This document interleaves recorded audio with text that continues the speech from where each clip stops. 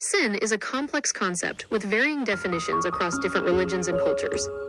In general, it refers to an immoral act or transgression against a divine law or moral code. Regardless of the specific definition, most people would agree that overcoming sin is a worthwhile pursuit. Buddha's view: from a Buddhist perspective, sin is not a violation of divine law, but rather a harmful action that leads to suffering.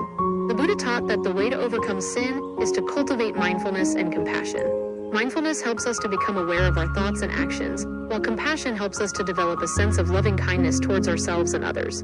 Jesus' view: from a Christian perspective, sin is a violation of God's law. Jesus taught that the way to overcome sin is to repent and turn to God for forgiveness. He also emphasized the importance of loving our neighbor as ourselves. Conversation: in addition to the specific teachings of Buddha and Jesus, there are some general principles that can help us to overcome sin. These include being mindful of our thoughts and actions. This means being aware of what we are thinking and doing, and taking responsibility for our choices.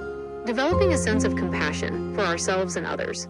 This means being kind to ourselves and others, even when we make mistakes. Forgiving ourselves and others. This means letting go of anger and resentment, and moving on from our mistakes. Seeking help from others. This means talking to a trusted friend, family member, or counselor about our struggles. Ultimately, overcoming sin is a journey, not a destination.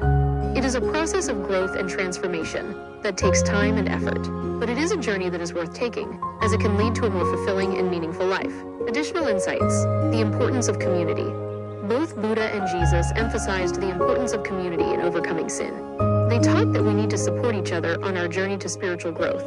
The role of prayer and meditation. Prayer and meditation can be helpful tools for overcoming sin.